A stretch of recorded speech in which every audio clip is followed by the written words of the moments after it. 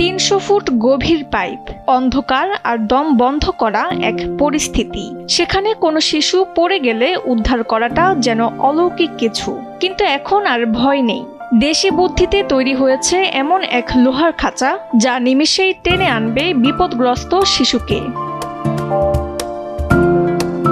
পাইপের মাপ বুঝে খাঁচাটি নিচে নামানো হয়। শিশুর কাছে পৌঁছালেই উপর থেকে সুতায় টান দেওয়া হয়, আর তখনই খাঁচার তলা সংকুচিত হয়ে লক হয়ে যায়, অনেকটা হাতের তালু বন্ধ করার মতো। এতে শিশুর পা আটকে যায় খাঁচায় আর হাত থাকে বাইরে। এরপর দড়ি ধরে টান দিলেই শিশু উঠে আসবে নিরাপদে। যখন রাজশাহী টানোর একটা ঘটনা ঘটলো, দীর্ঘ 32 ঘন্টা চেষ্টার পরে বাচ্চাটা উদ্ধার হয়েছিল।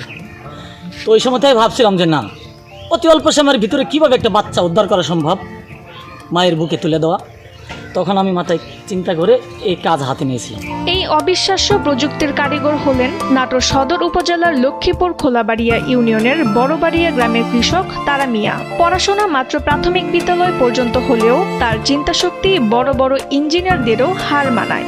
নিজের হাতের তালু মুষ্টিবদ্ধ করার সাধারণ বুদ্ধি থেকেই তিনি তৈরি করে ফেলেছেন এই জীবন রক্ষাকারী যন্ত্র।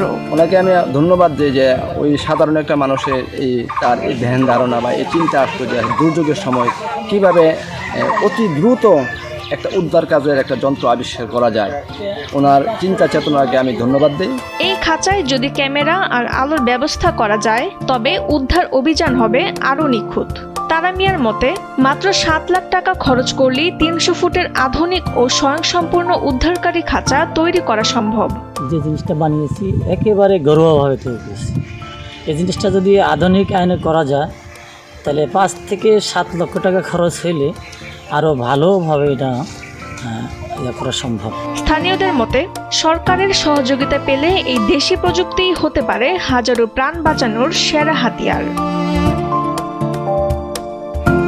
নাটোর থেকে প্রতিনিধি সুফি সান্টুর পাঠানো তথ্যচিত্রে ডেস্ক রিপোর্ট তাসনিম হোসেন লিয়া।